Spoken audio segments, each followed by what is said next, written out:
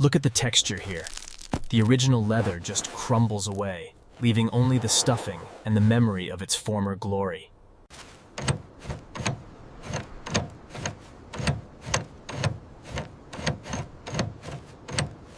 Decades of moisture and dirt have turned the footwell into a solid block of grime. We're using a fine pick to slowly reveal the aged wood grain beneath. We gently tap the surface, revealing the extent of the shallow dents and the pervasive rust blooming along the edges. You can already see the original brass starting to shine through. It just takes patience and the right touch.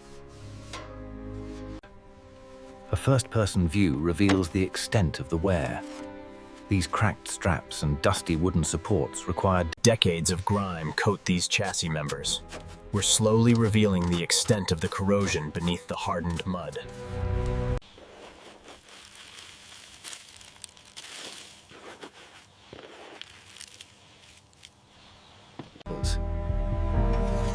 We are looking at the original front hub of the Type A. The dried grease and severe oxidation tell a story of neglect.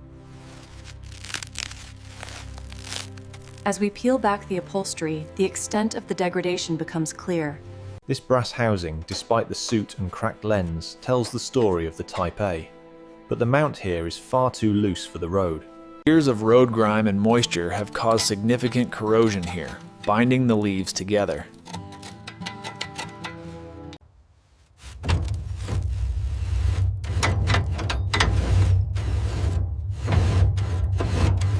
Look at this bubbling. When we lift this paint, we find exactly what we expected: deep-seated rust. Here we have the heart of the machine, a single-cylinder Dédion-Bouton design, heavily coated in the dust of a century. Applying gentle pressure first to see if we can break the seal, but it appears completely frozen. This oxidation is severe. The retaining strap here is incredibly brittle. Bending it even slightly causes the dried fibers to crack and release dust. As you can see, decades of grime have built up around these rivets. The detail brush helps loosen that before we wipe it down. Despite the effort, the wheel remains completely frozen, a testament to long-term seizure. This Type A is a true barn find, untouched for decades. But the level of deterioration. Straps are secured on this side. How's the jack looking? It's taking the weight now. Slow and steady.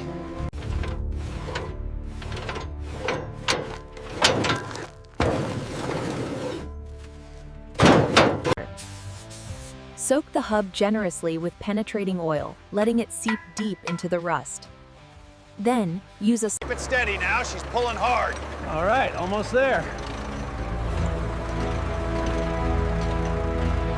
This moment marks the first time in 50 years that this magnificent machine has turned its wheels towards the outside world. Easy on the clutch, keep it straight. Okay, now get those straps tight, check the tension. Listen to that click. That's the sound of the tension building, securing this Type A for the journey. Covered in the grime of decades, this Type A represents not just the past, but the potential for a new future. All right, keep coming straight, a little more. Okay, hold it right there. Straps are off now, and we need to guide her slowly down the ramps. Easy does it. All right, let's start with the lighting system. Careful with the acetylene. Got it. Should I log the tire condition now? Look at this dust. Decades of neglect simply melting away with the soft brush. We are revealing the beautiful patina underneath. See the oxidation there. You have to work it slowly, quarter turn by quarter turn, until the threads release. Got it. We apply firm pressure to the slotted screws. Now, gently twist the housing. It's really seized in here. Finally. Quite a bit of dust under there. The first step is removing these cotter pins. As you can see, the corrosion here is pretty severe.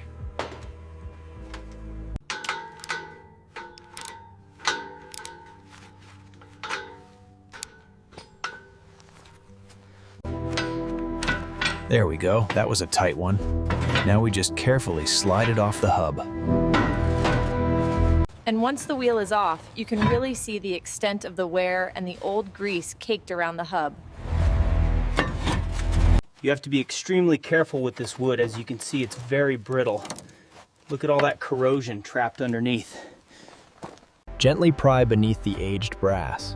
As the clips release, you can see the decades of dirt and the original paint protected underneath. Carefully loosening the final bolts now. The secret with these old models is taking your time when lifting the core clear of the chassis. Step one is getting these covers off. You can see the carbon buildup already. I'm placing the fasteners right here on the magnet tray. Steady pressure is key. There's the release. Now we just back it out by hand and catch the residual fuel. The biggest challenge here is getting this rusted pin past the outer plate. You can see how the grease has seized everything up. You have to be extremely careful with these original bolts. They haven't moved in over 100 years.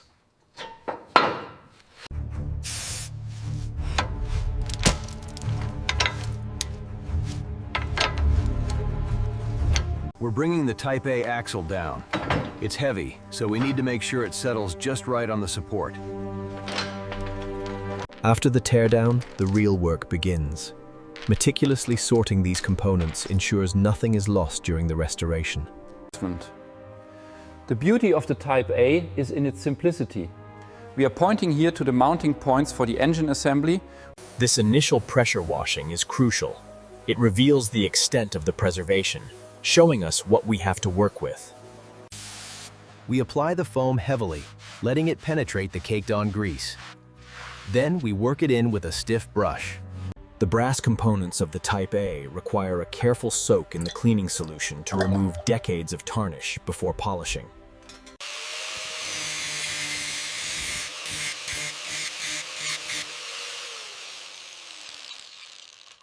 With the Media Blaster, we can precisely remove the rust without damaging the original bodywork. The blasting process reveals the raw metal, exposing every imperfection that now requires precise repair. The pneumatic cutter makes short work of the rusted panel, allowing us to maintain the structural integrity of the frame. You have to work the metal slowly, constantly checking the profile against the original curves of the Renault Type A. All right, the contour is aligned. We'll use the klecos to hold it tight while we check the gap. See how flush that is.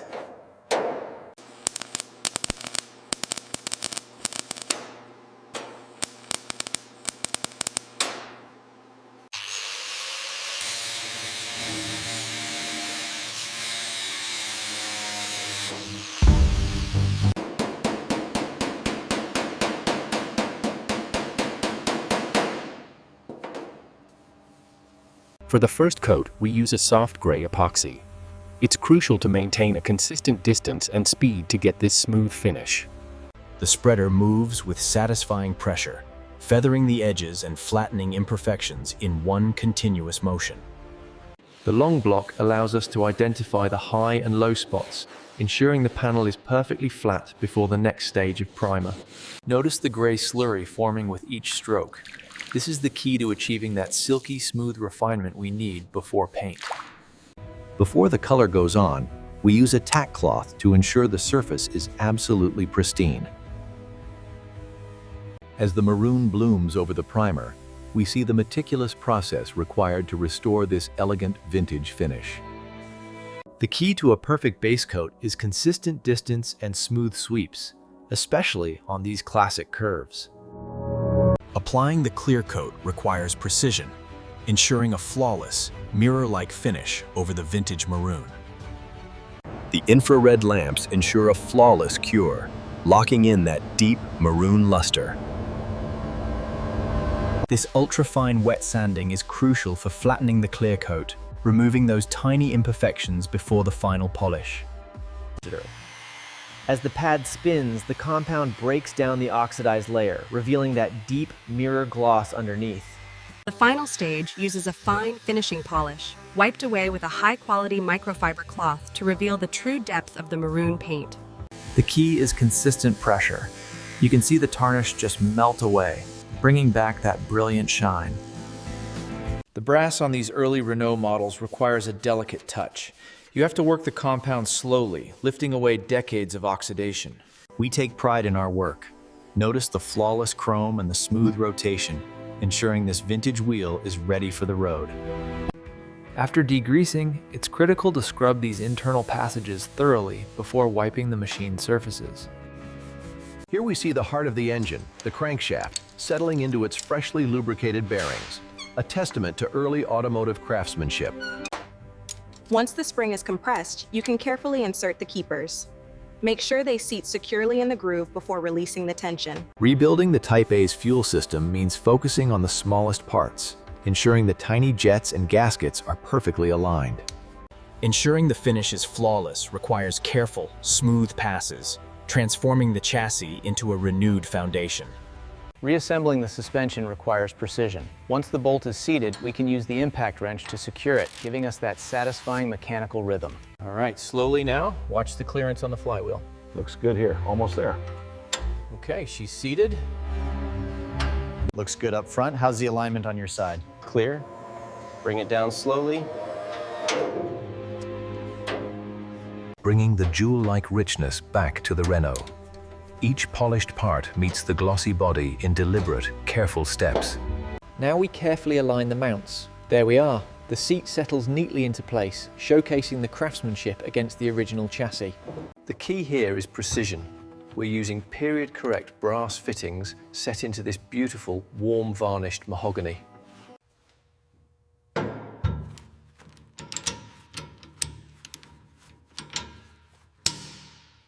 Begin the fluid fill with the engine oil, followed by the coolant. Finally, the fuel, preparing her for the first start in decades. Tiller travel confirmed. Brake and clutch resistance nominal. Now confirming the magneto and the fuel mixture settings are correct for the first start.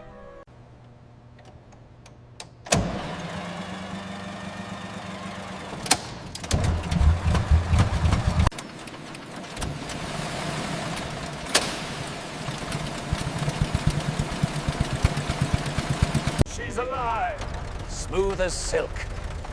We finally did it, gentlemen.